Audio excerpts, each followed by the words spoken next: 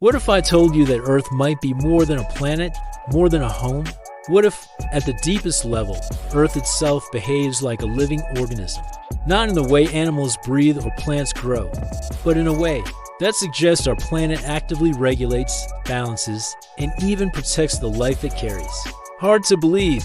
Stay with me. Today we're diving into the breathtaking idea known as the Gaia hypothesis, a theory that has captivated scientists, philosophers, and explorers for decades. And by the end of this video, you might never look at Earth the same way again. But here's the twist. Before we even talk about science, we need to uncover an ancient idea that predicted all of this thousands of years ago, and it will change how you see the rest of this story. Life isn't just yours, it's everywhere, it's everything, and we're here to explore it all. Be curious and stay curious.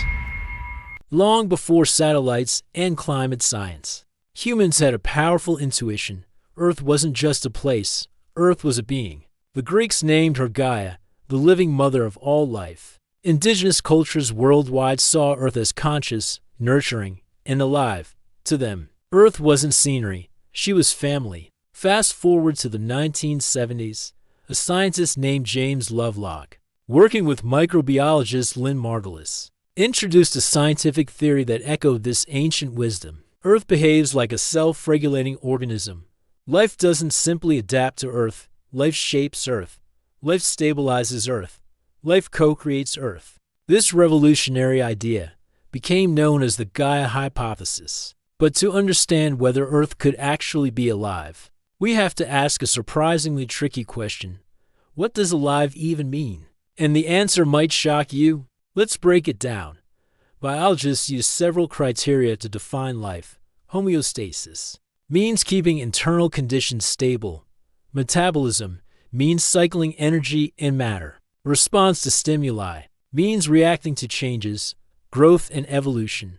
Reproduction, organization means complex. Internal structure. Now here's where things get interesting.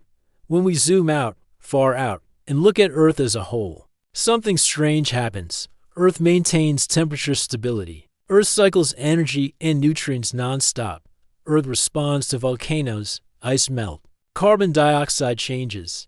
Earth evolves over geological time. It's like the planet exhibits many of the same behaviors we associate with living organisms. Is that coincidence or something more? Because if Earth shows these traits, wait until you see what scientists discovered about the planet's ability to self-regulate. This is where things get really wild. Let's dive into the evidence. Here's what makes Gaia more than just a poetic metaphor. 1. Earth breathes. Trees and phytoplankton inhale carbon dioxide and exhale oxygen. Seasonal carbon dioxide levels rise and fall in a rhythm, Earth's breath cycle. 2. Earth has a circulatory system. Ocean currents distribute heat and nutrients. Just like blood vessels in a body, the Gulf Stream, that's Earth's warm artery. 3. Earth maintains temperature. Through clouds, oceans, forests, and ice, Earth stabilizes its climate. Far better than any random system should. 4. Earth heals and repairs. Volcanic activity renews crust. Forests regrow. Ecosystems rebuild after destruction. Individually, these might look like separate systems, but together, they behave like organs in a single vast organism. But of course, not everyone agrees with this idea, and some critics say calling Earth alive is not just wrong, it's misleading. So, who's right? Let's find out. Not all scientists buy the Gaia idea. Critics argue, Earth doesn't reproduce. Earth has no DNA. Earth doesn't have intentions. Its stability might just be a lucky outcome of interacting systems. Fair points, right? But then comes the counter-argument from systems science. A system doesn't need DNA or consciousness to behave like it's alive. Look at ant colonies, neural networks, fungal forests, coral reefs, the human gut microbiome. None of these have a single brain or central command, yet they operate as unified organisms. So maybe we've been asking the wrong question. Maybe Earth isn't a single organism. Maybe it's a superorganism, and if that's true, then brace yourself. Because the next section shows how humanity fits into this planetary superorganism, and it changes everything. Think of a superorganism as a living network made of many parts: bees in a hive, trees in a forest, cells in your body. Earth could be the largest superorganism we know. Life forms, oceans, atmosphere, geology, all interconnected, all influencing each other, all maintaining stability. Your body is made of trillions of cells. Earth is made of millions of species and countless chemical and geological processes that function together. This perspective doesn't require mysticism. It doesn't require spirituality. It's systems science. And if Earth works like a superorganism, then what exactly are humans? A helpful cell? A harmful one? Let's find out. Here's where this theory becomes personal. If Earth behaves like a living system, then humans aren't separate. We're part of the system. And suddenly, everything we do has a biological analogy. Pollution becomes inflammation. Deforestation becomes lung damage. Climate change becomes a fever, a sign something is deeply wrong. Mass extinction becomes immune system failure. When you change how you see the planet, you change how you see your actions. This isn't cosmic fantasy. It's a wake-up call rooted in systems ecology. Because if Earth is like a living system, could it also get sick or even die? The answer might surprise you. Living systems can collapse. They can break down. They can lose equilibrium. Earth is no different. The dangers include runaway climate change, ocean collapse, loss of biodiversity, atmospheric destabilization.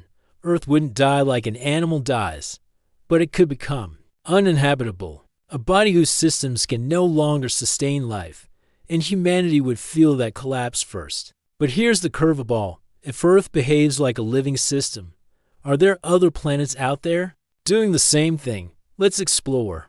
If planets can behave like living organisms, that reshapes the search for life in the universe.